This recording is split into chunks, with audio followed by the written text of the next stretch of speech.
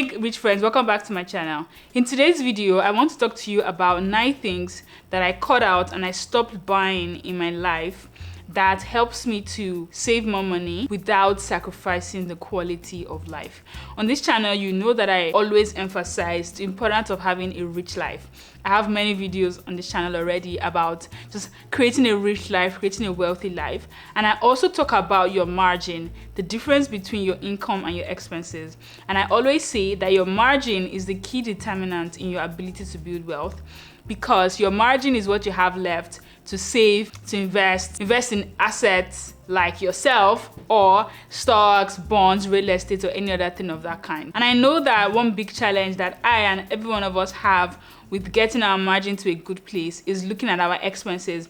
What can we cut out of our lives? What can we, what should we keep spending on? And because I emphasize having a rich life and I also emphasize building a margin, I thought it'd be helpful for me to share with you some of the things that I have stopped spending money on or reduced spending money on to increase my margin without sacrificing having a wealthy life. The first one is frequent tech upgrades. So I used to be the person who changes her phone every year. I used to be one of those people who got the latest phone every single time. And now when I think about it, it's crazy to me that I used to do that, but I've stopped doing that. Why is this important? Tech companies release new brands of latest phones, latest TV, and there are many types of tech, desktop screens, iPad, iPhones, watches that release every single year. However, frankly, we as human consumers don't need to upgrade our phones or our devices every year. Many of us will not notice the difference. The differences between, a newer camera or a faster RAM or whatever is not as noticeable to the average consumer. The joy that you will get upgrading from having no phone to having an iPhone 15 Pro is not as high as the joy that you get from upgrading from iPhone 15 to iPhone 16. It's very, very marginal. So before you make the decision to upgrade, whatever it is, right, and this is not only just tech products, whatever it is that is released every year with new upgrades, ask yourself, what exactly am I solving for in this upgrade? Is it a massive change or is it a marginal change? Upgrade your devices or things when, obviously, if they're bad, maybe battery is bad, it's not performing as expected, or it's no longer going to be supported anymore, or there's a massive change. And remember, the biggest happiness boost with purchases comes from going from nothing to something than from something to something a little greater.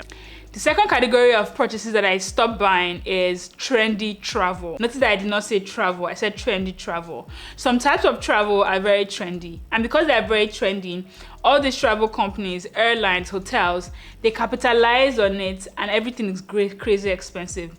A good example, if you're Nigerian, is Dirty December. Dirty December is a season, it's basically December when Africans, Nigerians, go back home. And this period, airline costs are like 3 times the usual, 5 times the usual, depending on when you buy it. Same thing with summer travel, like going to Europe in summer. Like everybody does this, and I agree, there are many positive or good reasons to travel in those peak months, right? All your friends are coming home and you can see them. The weather is perfect at that time to explore and things like that. But I've learned in the few years that I've done it that still traveling, but traveling in off-peak months is a wiser way of traveling, where if you still travel, you still have the wealthy life, you experience the same things, but without the additional costs. So for example, I went to Europe in 2022, but I went in the beginning of winter. I went in like October or November. That was the end of summer. Summer travel was over at the time. It was slightly cold, but all I needed was a jacket. Like with one jacket that I already had, I was able to save myself the enormous amount it would have cost me to do the same trip in summer. I visited 3 countries in Europe. I saw the same things. The Eiffel Tower was still there when I went in October. I saw the same things, saw the same museums, went to the same places, ate the same food, stayed in the same hotels, but at a cheaper cost. Way like ridiculously cheaper than if I had gone in summer. Same thing with going to Nigeria in December. I'm going to Nigeria to see my family. My family will be there every month of the year. They'll be there in December, January, March, April, May. I do not have to go in December. So the advice here is plan your travel. Ask yourself, what is really important to me? Is the month so important, or is it the things I'm going to see? If it's the things I'm going to see, at any point in the year, they will always exist. Plan your travel for off-peak periods. This way you can save money. And then in summer, when everybody is off to Europe, explore your own city. Stay where you are. Drive somewhere, fly somewhere close by, go to the places that most people don't go to. That's the hack. Third thing that I stopped buying is consistent manicures and pedicures outside. So I'm someone who does I really care about manicures and pedicures. I care about how my nails look. I've done my nails since I was in high school, and I've done them all by myself. It's actually very recently that I went outside and I paid for someone to give me a manicure and a pedicure. So whenever I see people online who every 2 weeks, every 3 weeks are running to the salon to get manicures and pedicures, I'm just like, First of all, it's actually not that difficult to do it yourself. There are 1 million videos on YouTube, TikTok, Instagram on how to give yourself a manicure. The tools are so cheap.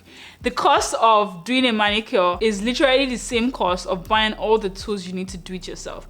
All you need is a bit of time. Definitely, if you can afford it, and if getting a manicure outside will save you some time and help you be more efficient in something else, definitely go ahead and do it. But if you don't have anything else to do with the time and you can learn it, doing your manicure and pedicure at home is a cheaper alternative without you having to sacrifice getting a manicure. The fourth thing that I cut out of my life is buying things because they are on sale. I know that buying things on sale is one of the strategies that is recommended for being frugal and saving money. However, the sales season, or the whole psychology behind sales, is very, very interesting. People think that all these large retailers put things on sales to help you. They don't care about you. they don't care about you. To be very transparent, the whole sales season is engineered to cause you to buy more than you need to buy. So you see a shoe on sale, you don't need the shoe. If you had not seen the shoe on sale, you would not have realized that you needed the shoe. At that point, it should become clear to you that that sale is what is creating the need in you. The need is not intrinsic. It's not come from you. It came because you saw the item on sale. So I'm not saying sale is bad. Buying things on sale is only good when you desired to buy the thing before. Like you had the intrinsic need to buy the item before, and then now, hey, it's on sale, great, go ahead and buy it. However, also be careful. A lot of these retailers, they will increase the price. So I remember in December, I wanted to buy perfume that I have for my house. The retail price for this perfume on a regular day is about $100. And then I went to the site and I saw sale. And I saw sale price, $99.9. Original price, $150. And I'm like, did this retailer just increase the regular price so that the sale price looks enticing? But the sale price was the price just last month. So be very careful that you are not buying something on sale, but that's actually the real price. Use sales only for planned purchases and not for impulse buys. The fifth thing I 100% stopped buying is fast fashion and cheap clothing. There's a time and a place to buy cheap clothing, fast fashion. If that's all you can afford, go ahead. But if you can afford something better, just buying something, a clothing item, because it is cheap is not a good strategy. Always buy quality over cheapness or affordability. And I say it all the time on this channel. I prefer to wait and to save my money for a long time to buy an expensive coat, an expensive piece of item, to buy 100% leather, 100% wool items, than buying 40% wool coats, for example, that is going to be useless after one wear. I remember I bought one coat. It was like $50, and that was all I could afford at the time. Yes, but the coat is right now sitting in my closet. It has peeled. It's completely useless. Completely useless. My advice is invest in quality, timeless pieces that will last you multiple wears, multiple years without losing value or quality. Like, I think that's the ultimate hack. You buy a sweatshirt now and you can wear it for 5 years and nobody knows that you bought it 5 years ago. So just buying cheap things or fast fashion because it's trendy, it's fashionable, and it's cheap is not. Cut it out. Cut it out immediately. Number 6 thing that I absolutely stopped buying is plastic bags. Yes, You will all do it. You go to a grocery store to buy your groceries and they ask you, how many store purchase bags did you use today? And you say 7. I, for example, live in a city where we are charged for bags. If you take a plastic bag from the store, you pay for that bag and you get it taxed for bottles. So when I first moved here, I used to drink bottled water. That was all I drank. I never drank tap water. And every single time that I would buy packs and packs of bottled water, I paid taxes on each of the bottles that I bought. Or now when I go to the store and I use a plastic bag, I get charged for it. It seems like a tiny amount of money, like it's like 60 cents or something like that. But it piles up because I buy a lot of groceries at once. So I'm using 10 bags, I'm using 10 plastic bags. Whereas I have a ton of reusable tote bags now that I use anytime I go and I'm going to do my groceries. It takes like 1 minute to just have the presence of mind to take my fabric bag with me to the store. And first of all, I save money. Secondly, I'm not contributing to global warming and everything. And I'm being a good example to other people. So if you have the opportunity, buy a nice tote bag. You may even get them for free sometimes, depending on where you go. Save your tote bags and use them when you go to the grocery store. Instead of buying plastic bottled waters, invest in a water filter. That's what I did. I bought a water filter and since then I've not had to buy plastic bottled water to drink in my own home. Water filter is way cheaper, first of all, and it lasts me for months. So I'm saving money by cutting out bottles and I'm also not contributing to waste environment. Win-win. 7th thing that I stopped doing was frequent eating out. Oh, if you look at me 5 years ago, I bought every single thing that I ate. I always bought food. I had a regular standing date on my calendar where I would dress up and go out and eat outside, and I do that for joy. I'm someone who likes to always be happy, to invest in my mental health and joy and all that, and it was helpful for me. I'm very glad that I had the opportunity to do that at that time. But now I've realized that it's not the best decision to always buy every single meal that I eat, especially living in the USA, in America, where eating out is very, very expensive. So I cut it out. I didn't cut it out completely. I cut out frequent eating out. I still treat myself. At least once a month, I will either go out, to an actual restaurant, or I'll just order in something and eat it in my home, but it's not as frequent as that. I cook all the meals that I eat in my house. I always have food in my fridge, in my freezer, so I do not have to eat out all the time. The value of even cooking your own meal and eating at home is quality. Because I can cook my own food, I can use quality ingredients, I can cook them well, I can cook them to my own liking. And now, most times, anytime I eat out, I only buy things that I cannot cook in my own house. So I love Korean food, I love Korean cuisine, I love Japanese cuisine, but I'm not Korean and I'm also not Japanese. So whenever I want to eat Korean or eat Japanese, I use that as an excuse to go out and I buy that from somewhere else. But the everyday Nigerian food that I eat in my house, cooked, 100%. The 8th thing that I stopped buying is multiple streaming subscription. Best believe it, a few years ago, I was a subscriber to all of them. HBO, Netflix, Prime, Vudu, ESPN Plus, Disney Plus, Hulu. Like, I was a subscriber of all of them because all of them had shows that I liked. But what typically happened was I'll subscribe to one of them to watch one show and I'll be done watching the show, but I will not cancel my subscription. So I'll just have subscriptions on all of them every month. And I remember the first time I sat down and I took an inventory of all my subscriptions. I was like, what? And to be honest, it was Rocket Money. Rocket Money is a personal finance app that I used, and it was Rocket Money that actually alerted me to all my subscription services. And I was like, oh my god, I had subscriptions to everything. Instacart, most of the subscription services had me as a customer when I first moved to the US, and I had to sit down and take an inventory and cancel every single thing.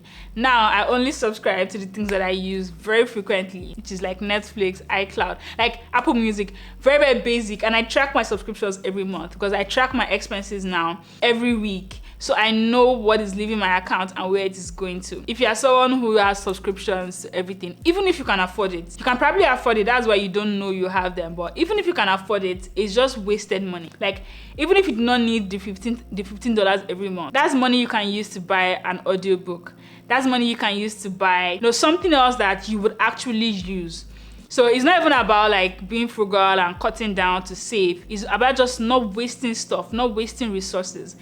It's $15. It seems tiny. You can give that money away. Like, you can give that money to a homeless person, and that money will buy a meal for that homeless person, and that money will be more valuable to that homeless person than it is for your subscription that is just wallowing and you're doing nothing with it. So even if you don't need that money, gather all the excess subscriptions and give it away, give it to the poor, invest it in yourself, get a manicure, do something else with the money instead of just letting it languish and waste away. The ninth thing that I stopped doing, I stopped spending money on single phone plans and standalone subscriptions. I used to pay a lot of money on my phone bill because I have like unlimited everything, like unlimited calls, unlimited internet, until a friend of mine told me about family plans. I didn't think about family plans because I'm single, I'm not living in a family house where I can share my subscription with my siblings or my parents or my husband or things like that. So for me, I just felt like that was something that I couldn't do.